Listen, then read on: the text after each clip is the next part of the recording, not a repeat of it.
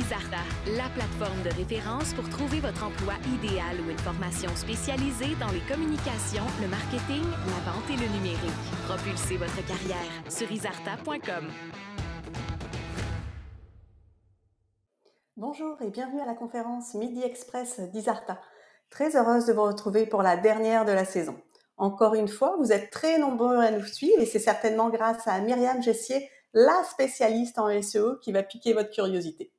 Alors, elle va nous faire découvrir aujourd'hui les nouveautés SEO concernant notamment la rédaction, les dernières mises à jour en e-commerce et les changements techniques à connaître. Bonjour Myriam. Bonjour. Alors Myriam, tu es consultante, formatrice agréée et conférencière en marketing web et plus spécifiquement en SEO depuis plus de 10 ans. Tu reviens justement de Paris où tu as été invitée par Google pour donner une conférence SEO. Bravo. Bah, écoute, je suis très contente. En fait, il va bientôt y avoir des notes qui vont sortir sur le Google Search Central Meetup qu'il y a eu à Paris. J'étais très contente de pouvoir faire partie d'une sélection en fait 100% féminine pour une fois. Ouais, c'est bon. Alors, avant de commencer, je vais vous inviter à activer votre chat en inscrivant votre nom à la droite de votre écran. Donc, vous pourrez poser vos questions à Myriam, échanger entre vous. Puis, c'est à cet endroit-là également que vous pourrez répondre au sondage en cliquant sur un bouton. Alors, sans plus tarder, je laisse la parole à Myriam qui va nous dévoiler les secrets du SEO. En route, donc. Au niveau du partage PDF, Isabelle, est-ce que tu Oui. peux m'assister un petit peu? Et voilà. Voilà. Alors, commençons. Alors, il y a beaucoup de choses à savoir en 2022 pour 2023.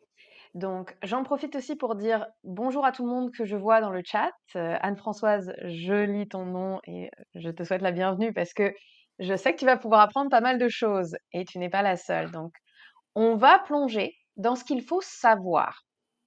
Parce qu'il y a beaucoup de choses qui ont changé ces derniers temps, hein. Et quand on parle de SEO, il faut prendre le temps de le définir. Search Engine Optimization. Et ça, c'est toutes les activités qui sont entreprises pour améliorer la visibilité organique d'un site sur les moteurs de recherche. Pourquoi est-ce que le SEO, ça vous intéresse en ce moment? Parce que c'est organique. Parce que quand les choses évoluent vite et qu'on doit revoir certains budgets, on se dit, ce trafic-là, il est gratuit. Je n'ai pas à payer pour tous les mois. Alors, on peut débattre. Est-ce que c'est réellement gratuit quand on paye quelqu'un à rédiger du contenu, faire des optimisations, etc. Bien sûr que non, rien n'est gratuit dans la vie, mais au moins, ça permet de mieux gérer certains budgets. Donc, qu'est-ce que ça veut dire pour vous concrètement aujourd'hui de faire du SEO? Les choses ont beaucoup changé. Et les spécialistes comme moi sont très intéressés. Il y en a certains qui ont peur aussi, parce qu'il y a beaucoup d'avancées qui font que on ne peut plus tricher aussi facilement qu'avant, en fait. Il faut réellement penser à ses clients et ses clientes. Donc, je vois que beaucoup d'autres personnes nous ont rejoints. Encore une fois, bonjour tout le monde, je suis très heureuse de vous voir. Vous arrivez au bon moment parce que nous entamons le premier sondage. J'aimerais vous apporter une aide concrète. Donc, la question numéro 1 pour vous, c'est quels sont vos principaux canaux marketing? Isabelle, est-ce que tu peux nous aider à faire apparaître ce sondage? Oui, je l'envoie tout de suite. Pourquoi ça ne fonctionne pas? Est-ce que c'est Internet? C'est toujours pareil.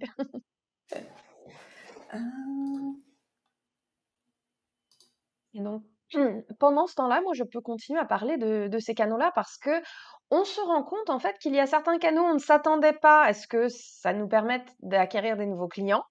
Et il y en a d'autres, on comptait sur eux et finalement, on a investi pas mal de temps dedans et ce n'est plus aussi payant qu'avant.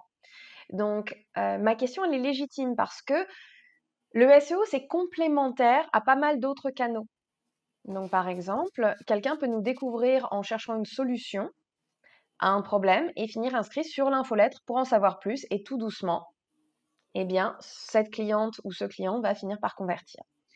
Il y a aussi une complémentarité avec, voilà, je vois que Laurie parle des publicités, il y a une complémentarité avec les publicités, surtout celles qui sont faites directement dans Google ou dans Bing. Parce que si vous payez pour de la visibilité alors que votre résultat organique, il est déjà numéro 1, ça, on peut peut-être éviter, hein. Bon, si la compétition débarque, je suis d'accord avec vous, vaut mieux investir dedans. Mais sinon, à quoi ça sert de dépenser cet argent? Donc ça, c'est le genre de petites choses, encore une fois, qui sont complémentaires avec le SEO. Au niveau des réseaux sociaux, eh bien, c'est assez intéressant parce que tous les réseaux sociaux ne sont pas nécessairement très bien indexés, mais on peut voir que Twitter, par exemple, l'est, Facebook l'est, LinkedIn l'est, jusqu'à un certain point. Donc, il faut savoir aussi que il y a certaines publications qui sont peut-être plus long format ou qui durent plus longtemps. Donc, par exemple, je pense aux articles LinkedIn qui finissent indexés dans Google et on peut quand même avoir de la visibilité. Est-ce que les réseaux sociaux sont aussi complémentaires au SEO d'une autre manière? Oui. Par exemple, si vous googlez mon nom à moi en anglais, vous allez voir toutes mes dernières communications sur Twitter. C'est-à-dire que Google les met en avant en disant cette personne-là, on sait qu'il communique beaucoup ou qu'elle communique beaucoup via les réseaux sociaux. Laisse-moi te montrer tout ça. Donc, Isabelle, est-ce que tu as réussi avec le sondage?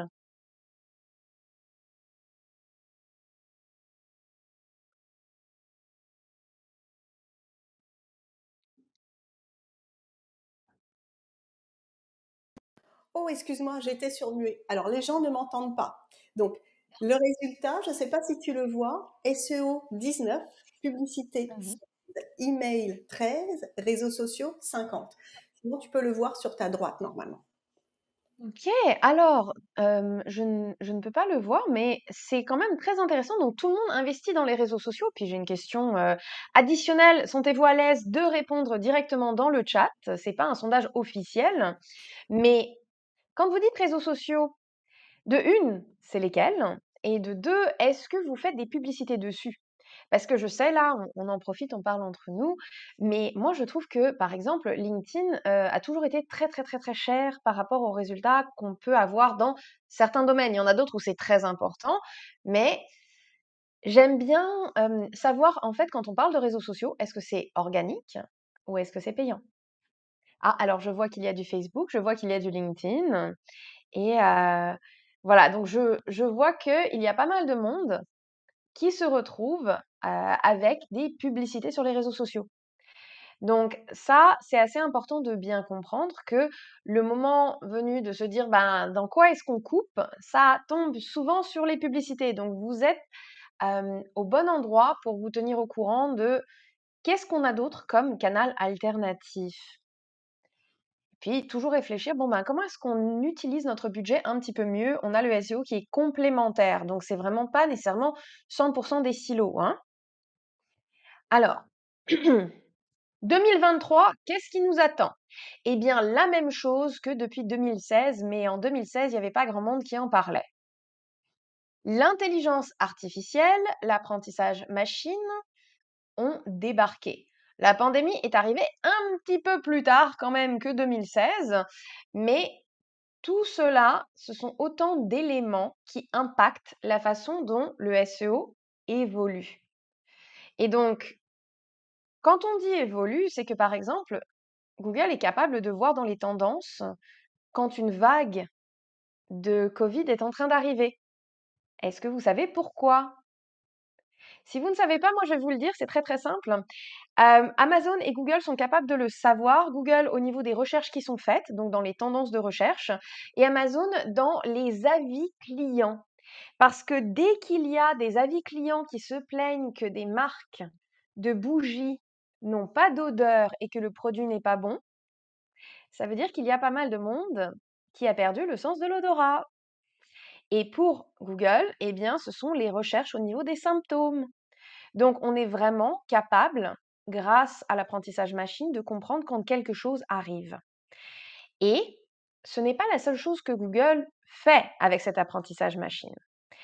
Et si, je vois qu'il y a des gens qui ont deviné effectivement comment est-ce que Google savait tout ça. Anne-Françoise a bien dit, recherche en lien avec la maladie. Et oui, c'est ça. Donc, pour ceux et celles qui sont un petit peu mal à l'aise en mode, c'est quoi la différence entre l'intelligence artificielle et l'apprentissage machine? Eh, on va s'en parler, ok? Donc, la première chose à savoir, c'est que on ne peut pas être intelligent sans apprentissage. Donc, par exemple, mon petit chien saucisse, eh bien, c'est une petite machine. Donc, cette machine, elle va apprendre des choses.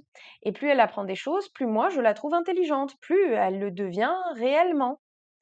Donc, il faut bien comprendre que ce sont deux aspects d'une même industrie, mais ça fait pas exactement la même chose. Il faut que la machine, elle ait de quoi apprendre, donc qu'elle ait ce qu'on appelle un corpus. Et le corpus, ben, ça serait la somme totale de ce que la machine doit apprendre.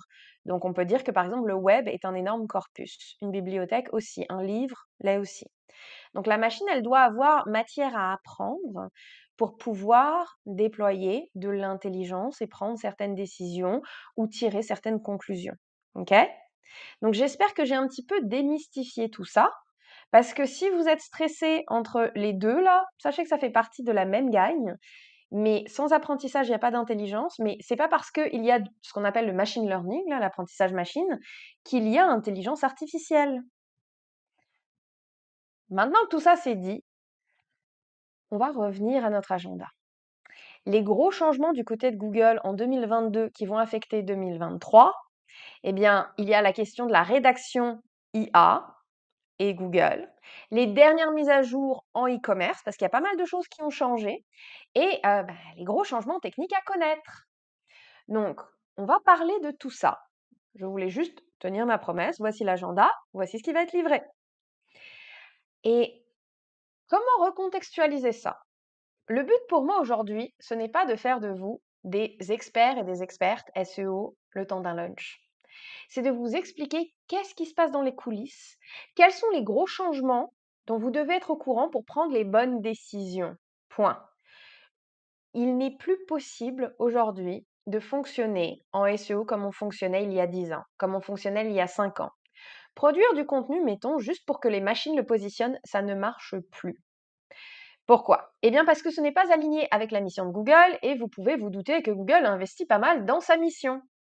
Donc, la mission officielle, elle est rappelée. L'objectif est de transformer les informations en connaissances et de les rendre accessibles au monde entier. Ça veut dire beaucoup de choses. Ça veut dire que Google doit être capable, de une, d'accéder aux informations, de deux, de pouvoir les comprendre, de trois, de pouvoir les transformer en connaissances, et de quatre, de les rendre accessibles, donc en différentes langues ou dans différents contextes, aux gens. Donc, par exemple, pendant des années, une vidéo n'était pas accessible. On ne pouvait pas savoir ce qu'il y avait dedans à moins de la jouer. Aujourd'hui, sur YouTube, on est capable d'avoir des chapitres automatiques faits par la machine. Ça fait partie des nouvelles tendances. Ça fait partie de la mission de Google. Donc, une fois que vous comprenez quelle est la mission, vous allez voir derrière tout ce qui se passe, tous les changements, et vous dire, mais c'est pour ça qu'ils font ça. Et il y a une raison autre au c'est pour ça qu'ils font ça. C'est que dans la diapositive précédente, je vous parle de transformer les informations en connaissances.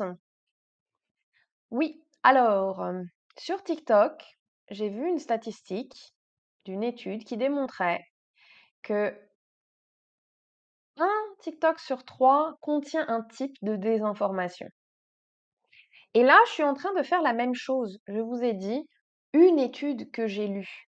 Je vous prie, s'il vous plaît, de prendre le temps d'aller googler ce que je raconte, parce que je ne me souviens plus du nom, mais qu'il ne faut pas prendre ma parole comme parole d'évangile. Renseignez-vous, s'il vous plaît.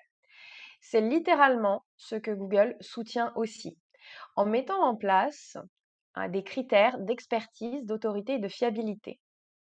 J'en parle depuis quelques années de ces consignes EAT.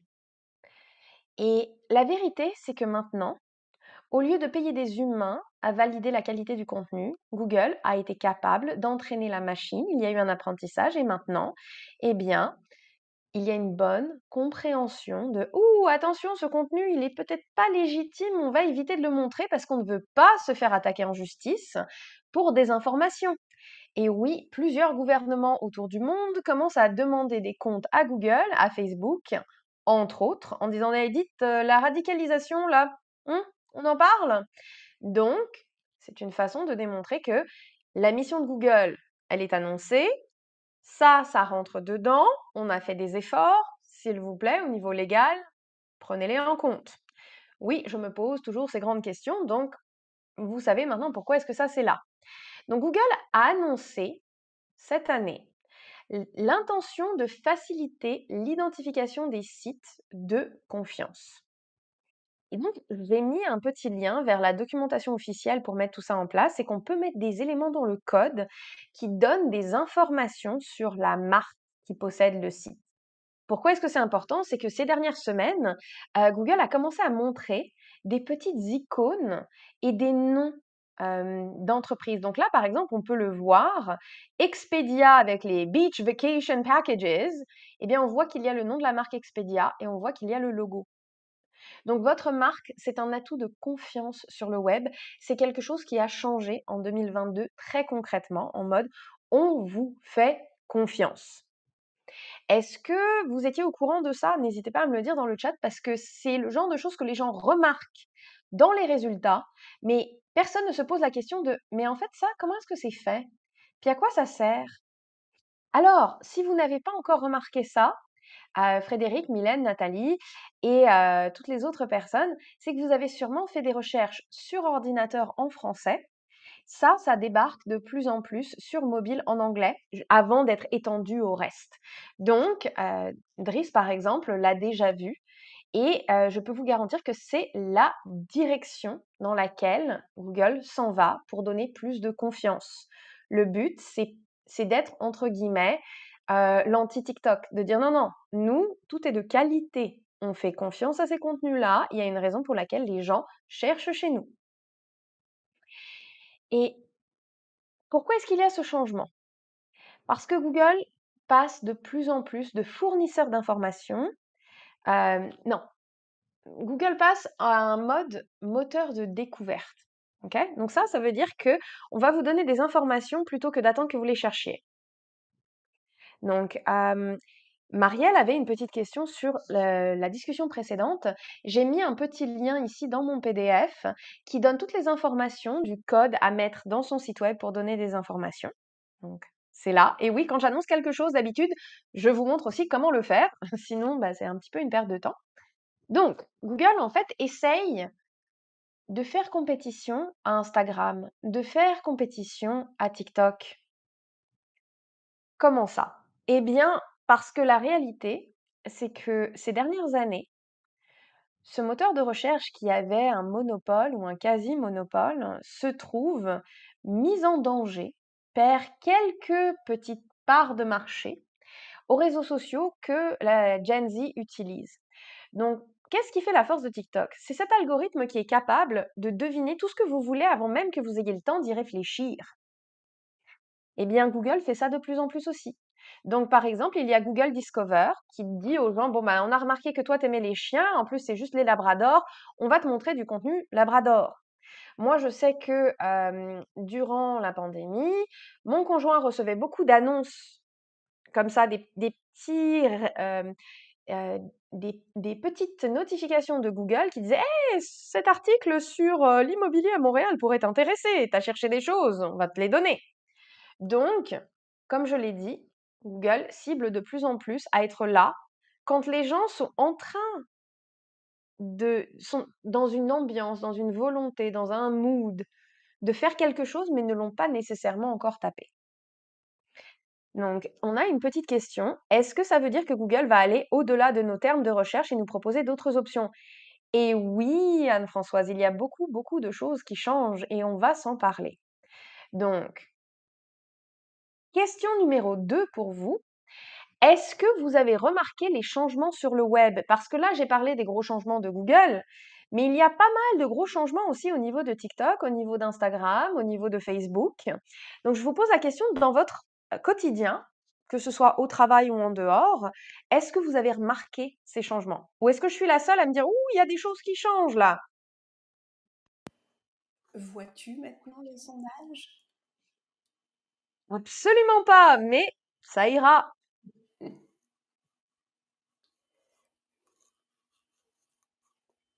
Oui, alors j'ai déjà une petite réponse sur est-ce que vous avez remarqué certains changements? Donc, au-delà du sondage, on a déjà quelques petites previews. L'algorithme de recommandation, et oui, oui, oui, oui. Puis moi, c'est quelque chose, là, on fait une petite parenthèse le temps que le sondage soit fini. Mais TikTok, en fait, ils enregistrent ce que vous tapez, hein, juste pour information. Il y a vraiment des données vidéo qui rentrent avec de la localisation aussi. Pendant qu'on fait la petite danse, là, ils savent exactement où est-ce qu'on est. Donc, il y a pas mal de recommandations qui deviennent de plus en plus utiles pour ces entreprises parce que tout le monde est accro, mais de plus en plus aussi malaisant.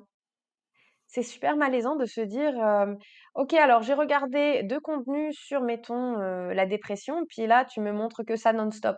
Ça améliore pas ma situation là. Donc oui, il y a beaucoup, beaucoup de changements. Ah, Isabelle, je t'ai entendue? Oui, les gens ne m'entendent pas, il n'y a que toi, je te donne le résultat. Beaucoup, 25%, un peu, 63%, pas du tout, 11%.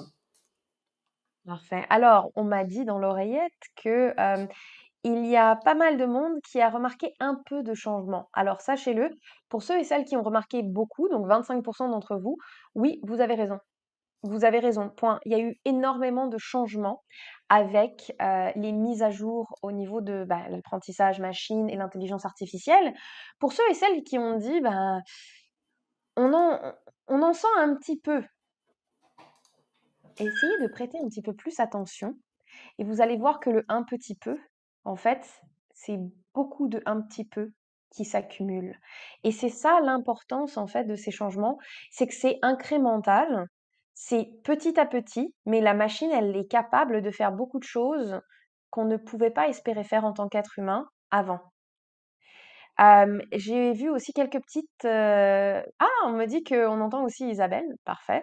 Je vois aussi que YouTube le fait tellement et cela est très embêtant. Oui, oui, absolument. J'ai, ce problème-là au point où j'ai fini par, apprendre quand utiliser YouTube en incognito et quand l'utiliser sur mon vrai compte, parce que sinon ça allait causer des problèmes.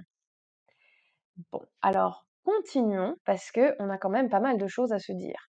Les choses changent au niveau des pubs aussi. Donc, je sais qu'on parle de SEO, mais comme vous le savez, le SEO prend de l'importance dès que les budgets sont un petit peu écourtés, on va dire, ou revus.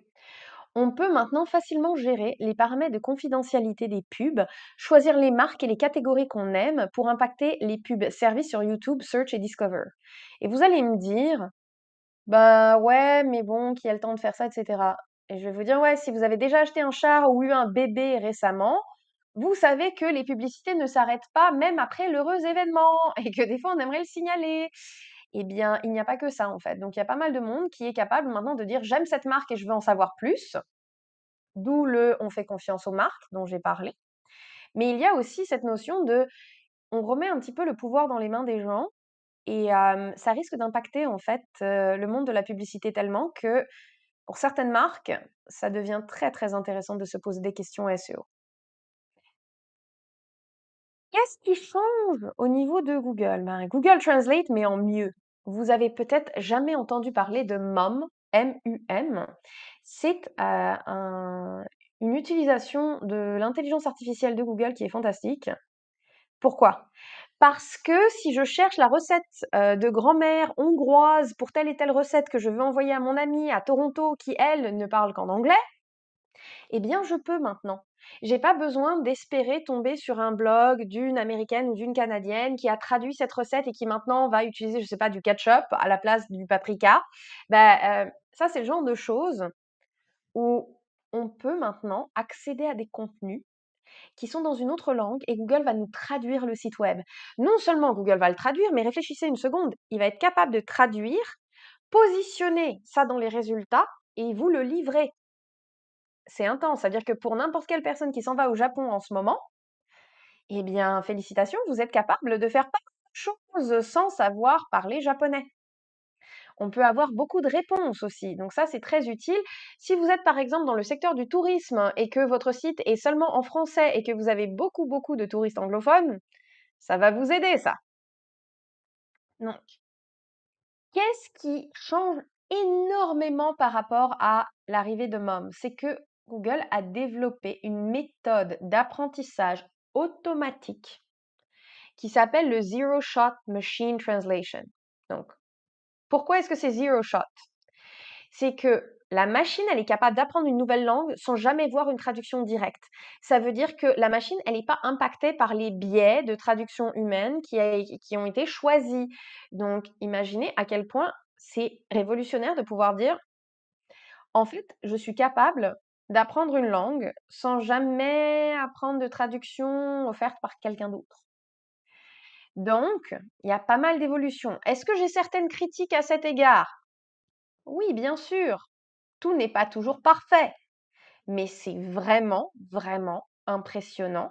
Et surtout, c'est vraiment quelque chose qu'on voit dans les résultats de Google. Mais pas que, hein. Est-ce que vous utilisez Google Docs? Parce que moi, j'ai une petite astuce pour vous. Vous pouvez prendre n'importe quel contenu dans Google Docs et on peut dire, dans la barre, là, dans le menu, on peut lui dire, traduis-moi ça dans telle et telle langue.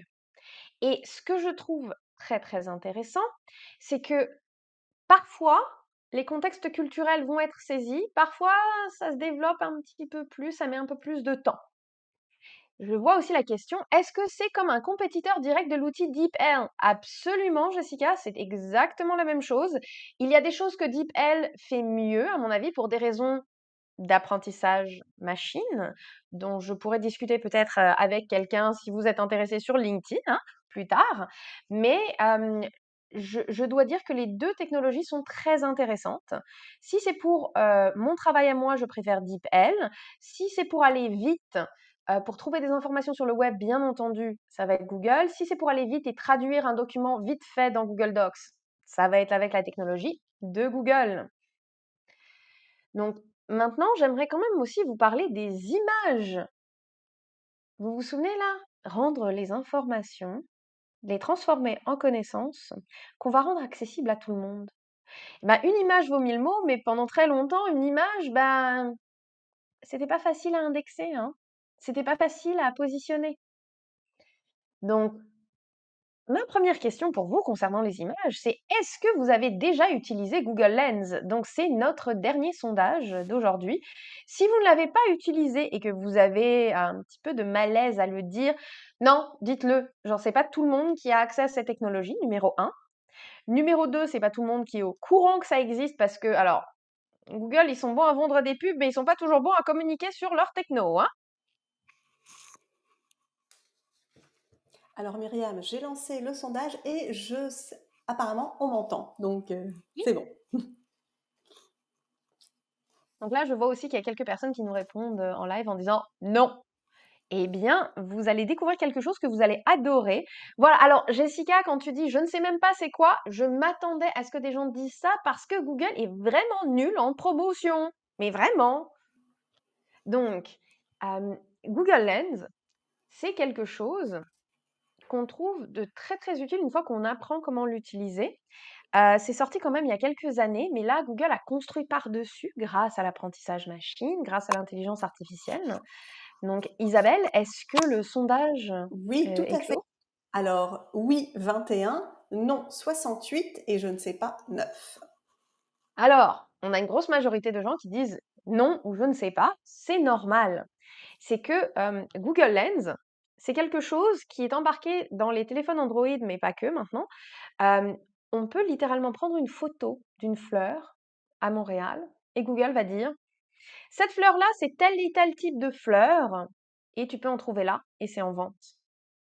Mon chum, son truc favori quand on part en vacances, c'est de prendre des photos de plats et de me mettre son téléphone dans la face et de dire: «Regarde, la machine sait ce que je mange!» Et je dois toujours lui répondre: «Mon chéri, je sais moi aussi ce que tu manges, pas besoin de m'informer avec le téléphone là». Mais c'est comme ça que ça fonctionne, c'est que la machine est littéralement capable de savoir ce qu'elle voit, de mettre des mots-clés associés et oui, Anne-Françoise, les mots-clés ne disparaissent pas, mais nous, on n'a quasiment plus besoin d'avoir ces mots-clés-là et de nous donner des résultats parce que l'image, elle est lue, elle est comprise. On sait quel est le produit, on sait quelle est la fleur, on sait quel est le menu. Donc maintenant, accrochez-vous. Je vous parle de Google Lens en mode vous pouvez prendre des photos de choses et Google sait. Mais rattachons Google Lens à Google Translate là.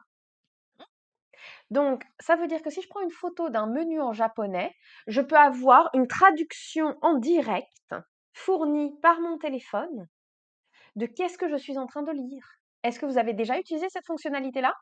Si la réponse est non, je vous encourage vivement ou à me demander sur LinkedIn comment est-ce qu'on fait, ou tout simplement googler pour trouver ça parce que c'est super, super utile. Et si vous me dites, ben, super, super, super utile, mais je vois pas exactement comment, parce que bon, je parle en anglais, je parle en français, je peux me débrouiller. Vous n'êtes jamais allé dans un bon restaurant chinois où certains menus, en fait, n'existent pas en anglais, ils sont juste en idéogramme sur le mur, à vous de deviner ce qui est là. Et bien maintenant, je peux pointer mon téléphone et savoir et demander ce plat. Donc, Google Lens est utilisé plus de 8 milliards de fois par mois. C'est 3 fois plus que l'année dernière. Est-ce que vous vous rendez compte que dans notre salle virtuelle, là, on avait plus de 70% des gens qui ne savaient pas ou qui n'ont jamais utilisé Google Lens? Ça veut dire que ce chiffre-là, c'est certes 3 fois plus que l'année dernière, mais c'est pas un chiffre qui dit on a atteint la panacée, là, on a atteint tout le monde. Loin de là. C'est en train de se développer de plus en plus. C'est pour ça qu'on se parle de ces nouveautés-là. C'est que peut-être que vous, vos images, elles sont importantes et que vous ne le savez pas nécessairement. Donc, par exemple, les sites touristiques, c'est les cartes que les gens veulent voir. Et oui, cette carte que vous avez en image sur votre site va être utile. Pour les gens en B2B, vous vous dites, ah, mais les images, personne n'en veut de chez nous. Ah bon, parce que les diagrammes, laissez-moi vous dire, c'est très important en B2B. Les bons de commande, les exemples, ça aussi c'est très en demande. En e-commerce, eh bien peut-être que quelqu'un aime bien, je sais pas moi, le rouge à lèvres que je porte, va prendre une photo et est au courant, ça c'est ce rouge à lèvres là, je peux l'acheter. Vous voyez les implications par rapport aux réseaux sociaux, n'est-ce pas? Bon, donc maintenant que ça c'est dit, est-ce que vous devez courir tout de suite et vous poser la question de comment est-ce que j'optimise mes images? Non, ça dépend de votre approche SEO, mais il ne faut pas négliger le trafic image. Vous pouvez aller trouver ces informations. D'ailleurs, dans Google Search Console, il y a un endroit où on peut sélectionner les recherches par image et voir ben, sur quoi est-ce qu'on se positionne, est-ce que ça nous amène du trafic et est-ce que ce trafic, il convertit. Hmm. Il faudrait aussi, alors, pour ceux et celles qui se posent la question de comment est-ce qu'on optimise nos images, il y a plusieurs podcasts que j'ai faits, malheureusement en anglais, qui expliquent tout ça. J'ai aussi une présentation qui date d'il y a quelques temps, qui a été faite dans un groupe SEO sur comment optimiser des images. Il suffit de me contacter sur LinkedIn pour me demander cet accès, je vous l'offre avec plaisir. Donc, pourquoi est-ce que j'ai cette petite capture d'écran? C'est que vous voyez ici, on peut poser des questions de manière vocale et on a la petite caméra. Donc, cet appareil photo, c'est le symbole de Google Lens. Donc, vous voyez que ça se déploie de plus en plus un petit peu partout. Et qu'est-ce que ça veut dire pour vous? Ça veut dire que vous pouvez littéralement prendre une capture d'écran de quelque chose et appuyer sur le micro pour poser une question et Google va vous donner une réponse basée sur votre requête visuelle et audio, vocale, plutôt que des mots-clés qui sont tapés. Est-ce que dans les coulisses, il y a toujours les mots-clés parce que l'image doit être interprétée, on doit lui assigner des hashtags, etc. Oui, oui. Est-ce que votre requête vocale, elle doit être analysée, on doit comprendre tous les mots dedans? Oui. Les mots-clés sont toujours là, mais ils sont utilisés très différemment. Donc l'impact potentiel en e-commerce, il est énorme. Pourquoi? Parce que ben on est capable de faire énormément de choses, genre dire je cherche la marque qui fait ça et prendre une photo. Ben oui, ça aide. Et à l'avenir, vous pouvez même faire un panoramique avec votre caméra et il va y avoir des informations qui vont être affichées, superposées dans le monde qui nous entoure. Donc ça, c'est de la réalité augmentée. C'est pas le truc de méta, la Web 3, et puis on s'en va dans la métaverse. Non, non. C'est notre monde actuel qui est juste superposé. C'est comme un contrôle F pour trouver n'importe quoi, mais dans la vie, dans la vraie vie. Donc ça, c'est assez intéressant à voir. Je vois une petite question. Est-ce que c'est une méthode similaire au site qui nous renseigne sur la qualité des produits en épicerie? Si c'est de la reconnaissance image, ça serait dans la même veine, ça serait dans le même domaine d'expertise, mais c'est pas le même système exactement. C'est-à-dire que c'est juste une autre application et une autre spécialisation de la reconnaissance image. Alors, on peut aussi filtrer les images par couleur de peau. Et ça, c'est quelque chose que Pinterest a développé très tôt. Pourquoi est-ce que c'est important? Parce que par exemple, moi, selon ma couleur de cheveux qui est de nouveau changeante, et il y a certaines teintes qui ne me vont pas parce que je suis très pâle. Je sais que par exemple, le jaune poussin, vous ne le mettrez pas sur moi, je vais avoir l'air morte. Donc ça, c'est le genre de choses en e-commerce qui est très, très, très, très porteuse parce que ça permet de encore mieux sélectionner ce qu'on cherche. On a une autre réalité augmentée aussi, c'est que on peut embarquer la transcription et la traduction à portée de vue. Vous ne le savez peut-être pas, mais il y a quelques années, même pas mal d'années, Google avait lancé quelque chose qui s'appelait Google Glass. C'était des lunettes, un peu comme les lunettes Snapchat aussi qui débarquaient là, qui permettaient de voir beaucoup d'informations. Ça n'a pas bien marché, mais là, il se réessaye parce que cette fois-ci, ça permettrait de porter des lunettes et on peut littéralement parler à quelqu'un et voir la transcription de ce que la personne nous répond. Plus besoin de bien comprendre l'autre personne au niveau de la langue à 100%. Donc ça, c'est quelque chose qui change la donne énormément au niveau de la communication. Et il y a une très jolie petite vidéo qu'on ne va pas voir aujourd'hui, mais qui est quand même assez importante parce que ces deux femmes-là, c'est une mère et c'est une fille, elles se comprennent, mais elles ne parlent pas la même langue. Donc, il y en a une qui parle, si je me souviens bien, en mandarin et l'autre en anglais. Et la maman qui parle en mandarin comprend l'anglais, mais ne peut pas répondre en anglais. Et la fille, ben, comprend le mandarin assez correctement, mais ne peut pas répondre en mandarin. Donc oui, c'est des sous-titres en IRL. Bonjour Perrine, qui a donné cette bonne explication. En fait, c'est quelque chose d'assez fantastique et c'est quelque chose qui est là, tout de suite, maintenant, une technologie qui existe. C'est assez incroyable. Donc, ce n'est pas la seule technologie, hein. Il y a l'intelligence artificielle qui s'appelle GPT-3. C'est aussi désastreux que, mettons, les films Saw. Il n'y a pas eu de Saw 6. GPT-3, ce n'est pas non plus très élégant, mais c'est réellement le nom de la technologie. Il y a beaucoup d'outils maintenant qui génèrent du texte, comme ça, basé sur ce qu'ils trouvent sur Internet.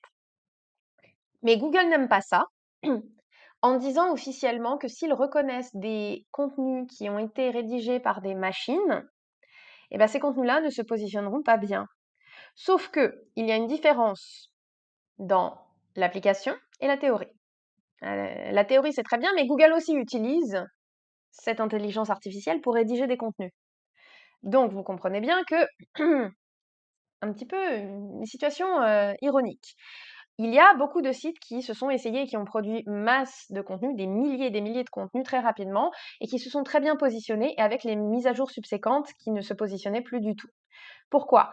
Parce que ces contenus-là, en fait, quand vous faites rédiger une machine, vous allez voir que des fois, ça dit tout et son contraire, ou que ça donne l'impression d'être quelqu'un qui n'a jamais eu un chien, si le sujet c'est un chien, ou que c'est quelqu'un qui va décrire Paris sans jamais avoir été à Paris en tant que touriste. C'est de l'écriture qui est très bonne, qui ne ressemble pas à une écriture machine comme on le pense, mais des fois c'est pas bon. Des fois, ça donne des idées de génie. Donc je vais juste vous dire une chose, moi j'utilise ce genre d'outil-là pour m'aider par exemple à faire des conclusions, parce qu'il va lire tout le document et pouvoir produire une bonne conclusion. Ou je vais les utiliser pour avoir des idées sur comment rédiger des pubs, parce que des petits bouts de texte comme ça, la machine elle comprend des choses que les humains ils aiment ou elles aiment, euh, sans sans que moi je m'en rende compte en fait. C'est pas quelque chose qui me saute aux yeux, mais quand je vois la machine me sortir ça, je fais ah ça c'est un bon angle, je vais pouvoir rédiger ça. Donc l'intelligence artificielle, si vous avez des outils, je vous le dis tout de suite, on n'est pas rendu au point où c'est absolument de la magie, on ferme nos yeux, on appuie sur un bouton et il y a un Google Lens là qui va arriver et faire de la magie. Non, c'est encore un petit peu laborieux, mais ça peut vous faire économiser beaucoup, beaucoup, beaucoup de temps si vous savez ce que vous voulez décrire et que vous avez besoin d'une description qui n'est pas trop spécialisée. Donc, à bon entendeur. Et Au final, si j'ai à résumer tout ça, eh bien, Google fait évoluer la recherche en ligne pour que l'on puisse rechercher de n'importe quelle façon et de n'importe où. Donc, par exemple, moi, je peux hurler dans la cuisine, je ne vais pas réveiller ma bête, mais OK, Google. Et lui demander une recette, par exemple, de cocktail. Et je vais dire à chaque fois, prochaine étape, pour qu'il me dise qu'est-ce que je dois faire après. Mes mains sont occupées, mes yeux ne sont pas sur l'écran, j'écoute les informations qui viennent pourtant d'un site web. Des fois, comme je l'ai dit, je me balade dans la rue, je vais trouver quelque chose de très mignon, je vais prendre une photo de la plante et je sais ce que j'achète. Tout ça, c'est plus moi qui suis assise devant un écran à taper des mots-clés. Et pourtant, c'est de la recherche. Moi qui cherche une recette qui est bloquée là dans un blog hongrois de 2006, eh bien maintenant, je peux le trouver avec des mots-clés en anglais. Parce que cette recette-là, c'est la meilleure recette pour moi. Je ne suis plus bloquée par «Ah mon Dieu, je ne parle pas la bonne langue». Donc ça, c'est super, super intéressant. Mais c'est aussi beaucoup de gros changements qu'on attend dans l'année à venir. Donc pour vous, comment est-ce qu'on se recentre? Eh bien, on n'a pas besoin de devenir des pros. On a besoin de, de rester ou de devenir bon et bonne dans ce qui est important pour nous. Donc, au niveau du contenu, quand on veut faire plaisir à une machine aujourd'hui, bah, il faut faire plaisir à un humain tout court. Donc, il faut avoir des valeurs de rédaction qui montrent bien qu'on sait de quoi on parle. L'expertise de l'auteur, mettre les gens en confiance et montrer son autorité. Je suis la bonne personne pour parler de ça. Pourquoi? Parce que si je vous parle d'une automobile usagée, vous n'allez pas me faire confiance. C'est un char. Parce que si je ne suis pas sur un site qui va produire ce contenu qui est reconnu, à qui on fait confiance, ça va être un peu compliqué. Et si je suis là aujourd'hui à vous parler de SEO, merci Isabelle parce que je me sens un petit peu plus jeune quand je dis que ça fait plus de 10 ans que je fais ça. Soyons honnêtes, ça fait plus de 15 ans en fait. Mais à partir de 15 ans, je commence à sonner comme un dinosaure. On retravaille ça en marketing. Mais fin mot de l'histoire, cette expertise-là, si vous m'entendez parler de ce dont je parle, vous me faites confiance entre guillemets parce que cette expertise, on la sent. OK? Donc, posez-vous toujours ces questions-là. Quelqu'un qui va rédiger un article sur Paris et qui donne l'impression de ne jamais avoir mis les pieds dans la ville, c'est pas bon. Il y a aussi 3 choses à prendre en compte pour vous. Qu'est-ce que vous voulez communiquer? Ça, c'est votre entreprise, votre mission. Ce que les gens recherchent et ce que Google privilégie. Et ces 3 choses-là sont pas toujours alignées. Donc, soyez conscient que ça fait partie de la réalité. Il faut aussi aligner le type de contenu sur l'intention de recherche. Je vais vous donner un petit truc là-dessus. Toute l'année quasiment, si vous cherchez des costumes d'Halloween, vous allez tomber sur des articles de blog qui vous donnent les meilleures idées sur comment s'habiller quand on est un couple, quelle est l'histoire d'Halloween, etc. Arrivé au mois d'octobre, ce sont des fiches produits de costumes en vente qui sont mises en avant. Parce que cette intention de recherche, en fait, elle fluctue selon les nouvelles, selon le contexte, selon le temps de l'année, mais elle vous montre aussi ce que les gens s'attendent à voir. Donc si jamais vous voyez des vidéos dans les premiers résultats, c'est que les gens ils veulent voir comment est-ce qu'on fait ce que vous avez tapé dans Google. Si vous produisez un article de blog plutôt qu'une vidéo, ça va être compliqué de se positionner très haut. Donc c'est pour ça que je vous dis, il faut faire attention et s'aligner sur le type de contenu qui est privilégié. Vous devez comprendre la nature, l'intention et la manière dont les mots-clés se rapportent à l'étape du parcours client et aux caractéristiques de Google. Si je suis en train de chercher un code coupon, un code promo, je suis prête à acheter. Donc il faut bien comprendre c'est quoi mon contexte et pourquoi est-ce que je cherche ça à ce moment-là.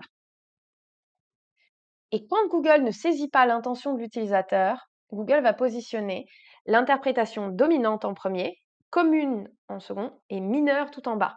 Si vous, votre contenu, vous vous rendez compte que à tous les coups, ça fait partie de cette interprétation mineure quand la requête est ambiguë, c'est compliqué de se battre.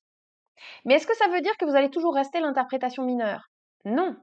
Comme je l'ai dit, les choses changent. Donc quand on cherche Napoléon, toute l'année, pas mal, c'est Napoléon Bonaparte qui domine, pas Napoléon Bourassa. Mais par contre, en été, c'est les barbecues Napoléon qui débarquent. Ils sont vraiment, ça monte l'été. Donc cette interprétation mineure, elle devient dominante dès qu'il est temps de faire du barbecue. Donc, pour ceux et celles qui sont curieuses, vous pouvez vous inscrire à l'infolettre Pragme. Je la sors une fois tous les mois. S'il n'y a pas grand-chose à dire, bah, j'attends peut-être un autre mois. Mais quand je livre, cette infolettre, elle a des bonnes informations. Avant qu'on aille un petit peu plus loin, Marc avait une dernière question. Se pourrait-il qu'à l'aide de leur algorithme ou intelligence artificielle, Google ajuste de temps en temps ses résultats de recherche naturelle pour des mots-clés spécifiques pour inciter ses clients Google Ads ou leurs concurrents à dépenser plus sur ces mots-clés? Exemple, montrer davantage les concurrents sur un des mots-clés pour nous faire dépenser davantage. Alors, je vais déborder là-dessus parce que c'est une question très intéressante. Il y a des algorithmes. Donc Google Ads sait que, bah, arrivé à, mettons, mi-janvier, les gens commencent à chercher des choses sur la Saint-Valentin. Donc bien entendu que le prix va augmenter. OK. Un autre élément important, c'est que les compétiteurs entre eux font augmenter aussi la valeur. Donc je m'explique. Il y a un cas très récemment où 2 personnes en marketing ont utilisé le même script qui disait que dès que mon compétiteur met plus d'argent dans ses pubs et me dépasse, et dès qu'il y a cette situation météorologique, tu augmentes les enchères. Les 2 ont utilisé le même script et donc on fait augmenter les enchères non-stop parce que si les conditions sont les mêmes, chaque fois que mon compétiteur augmente, tu augmentes. Donc bien entendu, ils n'ont pas arrêté d'augmenter. Chaque fois qu'il pleut, tu augmentes. Les 2 augmentaient en même temps. Donc des fois, c'est pas Google volontairement qui fait ça, c'est vraiment les humains qui essayent de faire la même chose. Un autre élément aussi à prendre en compte, c'est que Google n'encourage pas officiellement les compétiteurs à faire des publicités sur vos noms de marque, etc. Mais souvent, ils vont fermer les yeux quand ça arrive. Donc, est-ce que je peux répondre est-ce qu'ils ont tendance à encourager certaines entreprises à investir dans leur pub et à dépenser plus? J'ai mon opinion qui serait distincte de ce que je peux dire officiellement. Bon, alors, nous sommes arrivés à la fin de la partie présentation. Si vous voulez en savoir plus, il existe une version courte de la conférence que Google donne tous les ans qui s'appelle Google I/O et qui présente toutes les nouveautés qui arrivent. Donc, bien entendu, je vous ai parlé de ce qui m'intéressait moi au niveau du SEO, mais il y a un paquet d'autres choses qui arrivent. Et si vous avez encore des questions pour moi, c'est le moment de les poser.